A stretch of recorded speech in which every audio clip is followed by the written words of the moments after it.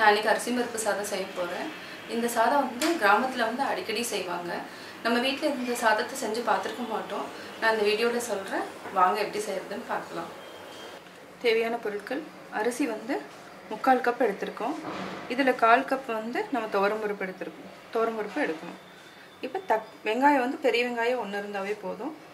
தக்காளி 1 அதாவது இந்த 200 கிராமுக்கு வந்து ஒரு தக்காளி போதும். நீங்கள் தேவைன்னா இன்னொரு தக்காளி கூட ஆட் பண்ணிக்கலாம். கருவேப்பிலை கொஞ்சமாக, பூண்டு வந்து இது ஃப்ளேவருக்காக ஒரு 6 பல் எடுத்துக்கோங்க. பச்சை மிளகாய் 1, வரமிளகாய் 2 எடுத்துருக்கேன். இப்போ வந்து தாளிக்கிறதுக்கு வந்து சீரகம், கடுகு, கடலைப்பருப்பு, உளுத்தம்பருப்பு, தேவையான அளவு சால்ட்டு, மஞ்சத்தூள் வந்து நம்ம சாதத்துக்கூட போகிறதுக்கு, ஏன்னா எல்லோ ரைஸ் மாதிரி வரும். ஸோ மஞ்சத்தூள் நம்ம எடுத்துக்கிறோம். ஆயில் வந்து தேவையான அளவு. இவ்வளோ தான் செய்யறதுக்கான பொருட்கள். குக்கரில் செய்யலாம். இன்றைக்கி ஆயில் வந்து இது வந்து 1 டேபிள் ஸ்பூன் இல்லை 2 டேபிள் ஸ்பூன் ஊற்றிக்கலாம். நல்லெண்ணெய் வந்து 2 டேபிள் ஸ்பூன் ஊற்றிக்கோங்க. அதுவும் வந்து உடம்புக்கு நல்லது, டேஸ்ட்டாக இருக்கும். நல்லெண்ணெயில் செஞ்சால் டேஸ்ட்டாக இருக்கும் இந்த சாதம், அரிசி பருப்பு சாதம். இது சிம்மில் வச்சுக்கலாம். ஃபஸ்ட்டு கடுகு, சீரகம் போடுறோம். கடலைப்பருப்பு, இப்போ வந்து கருவேப்பிலை,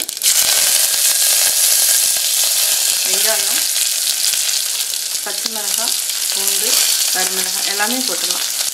இது வந்து ஈஸியாக நம்ம குக் பண்ணலாம். நல்லா வதக்கி வச்சுங்க. வந்து கிராமிய சமையலும் கூட. கிராமத்துலலாம் வந்து எளிமையாக இந்த மாதிரி டிஷ் வந்து செஞ்சுக்குவாங்க.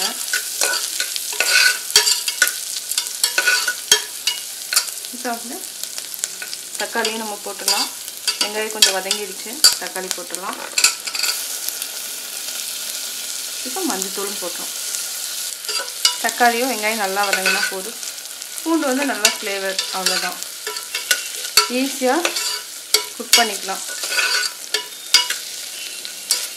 இப்போ வந்து கொஞ்சமாக சால்ட் போட்டுக்கலாம்.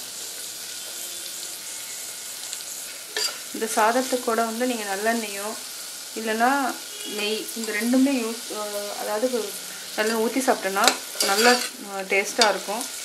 ஸ்பெஷலாக வந்து நல்லெண்ணெய் தான் இதுக்கு ஊற்றி சாப்பிட்ணும். குழந்தைங்களுக்கு வந்து நீங்கள் நெய் போட்டு கொடுக்கலாம். இன்னும் கொஞ்சம் வதங்கிட்டோம் நல்லா. அதுக்கப்புறம் நம்ம தண்ணி ஊற்றிட்டு பருப்பும் அரிசியும் போட்டுடலாம். இப்போ நல்லா வதங்கிடுச்சு. இப்போ வந்து தண்ணி ஊற்றிக்கலாம் நம்ம. இதில் வந்து நான் வந்து 1 டம்ளர் வந்து போட்டிருக்கேன், அரிசியும் பருப்பும் சேர்ந்து. 1:2 அவ்வளோதான். 1, 2. இப்போ உப்பு எவ்வளோ வேணுமோ பார்த்துட்டு செக் பண்ணிக்கலாம். நல்லா கொதிக்க வைக்கணும். நல்லா கொதிச்சதுக்கப்புறம் நம்ம அரிசி போட்டுக்கலாம்.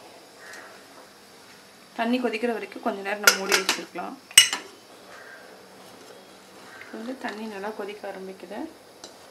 இப்போ வந்து நம்ம அரிசி போடலாம்.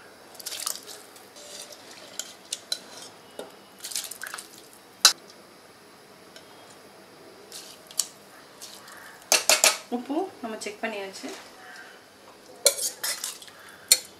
இப்போ வந்து 2 விசில் நல்லா மூடி வச்சுட்டு 2 விசில் விட்டால் போதும். அரிசி பருப்பு ரெடி ஆயிரும்.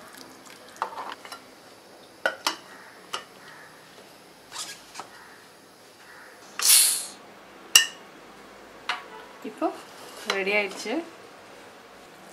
சாதமும் நல்லா வெந்துருச்சு. இப்போ நம்ம வேறு பாத்திரத்தில் மாற்றிக்கலாம்.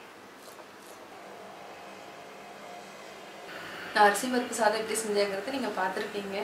இந்த சாதத்தில் வந்து நல்லெண்ணெய் ஊற்றி சாப்பிட்டிங்கன்னா உங்களுக்கு வித்தியாசமான டேஸ்ட் கிடைக்கும். நீங்கள் வீட்டில் ட்ரை பண்ணி பாருங்கள். கட்டாயம் உங்களுக்கு பிடிக்கும். உங்களுடைய ஃப்ரெண்ட்ஸ்கிட்ட ஷேர் பண்ணுங்கள். மறக்காமல் சப்ஸ்கிரைப் பண்ணுங்கள்.